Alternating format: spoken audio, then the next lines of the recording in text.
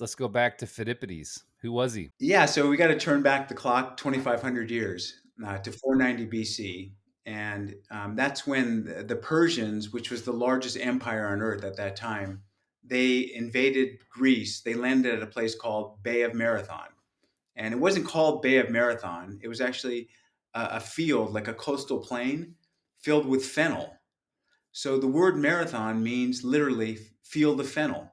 So they landed at this field of fennel, Marathon, and they started building their encampment to attack Athens. But the Athenians, like Athens was not quite 26.2 miles away, but about 25 miles away. And they realized, hey, we're going to get slaughtered. We're not, we're not a military force. We're philosophers, we're mathematicians, we're astronomers, we're thinkers. And if you've seen the movie 300, who's the most badass fighting force in ancient Greece? The Spartans. So the Athenians said, we need to send a courier, a messenger, a herald to run from Athens to Sparta to recruit the Spartans into battle. Otherwise, if they don't help us, we stand no chance. So they dispatched this runner.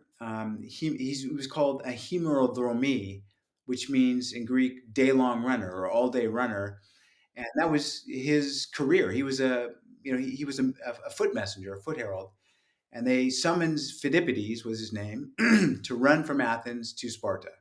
Now that's more like 140 miles, the route he. So he ran much further than the final marathon. So he ran 140 miles from Athens to Sparta. He got to Sparta. He said to the Spartans, "Hey, we're getting invaded. Come help us, or Greece is going to fall." The Spartans said, "That's fine, except we can't leave for battle until the moon is full. Our religion forbids us from doing this. And the moon wouldn't be full for another 6 days." So that's when Pheidippides said, "Oh, I got to go tell my Athenian brethren that the Spartans are coming. They're just delayed by 6 days." So then he ran back to Athens and then went to Marathon to meet the group. The Athenians had already gone to Marathon to overlook the Persians to kind of monitor what was going on. And he told the general Miltiades that the Spartans are coming, but just not for 6 days. The general said, "We can't wait 6 days. Like every day, the Persians are reinforcing and getting stronger. We have to attack tomorrow morning."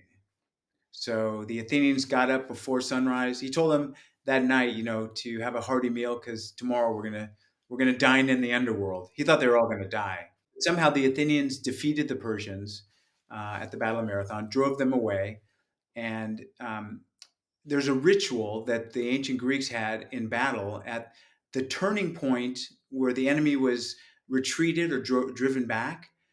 They would pile up all the discarded armament from the enemy. So all the swords, the knives, the bow and arrows, the helmets, the breastplates, and they'd pile it into a big tower at the turning point. And in ancient Greek, turning means trophy, and that's where we get the modern word for trophy.